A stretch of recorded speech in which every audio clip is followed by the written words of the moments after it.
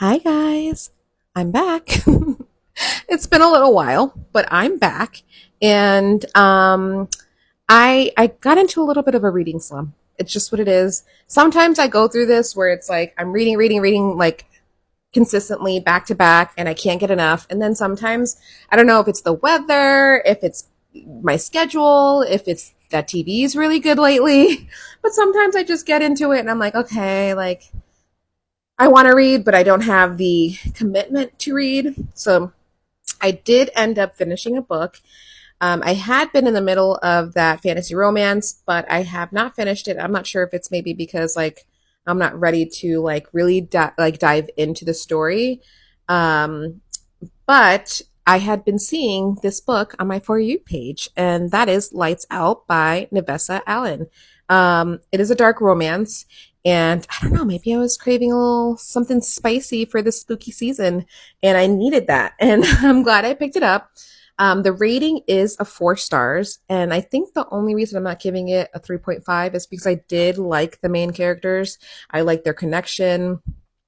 I liked how they ended up in the scenario that they ended up in. Um, I feel like where this book kind of gets tricky for me is that the plot kind of gets muddy, or at least for me, is a little bit not confusing, but more so like prioritizing what's actually happening in the book outside of their romance. It's kind of like it's not as present. So their romance sort of was the whole gist of this book for me. There was a story outside of that, but it wasn't like an all-consuming story. It just was something that was happening in the background. And for me, as much as I love a good romance, storyline, I need something else going on. I need there to be a story outside of that that kind of keeps the book rolling, because there's only so many spicy scenes that one can read that'll keep the interest alive. I want those scenes, don't get me wrong, but there needs to be a story happening so that I can kind of keep my interest.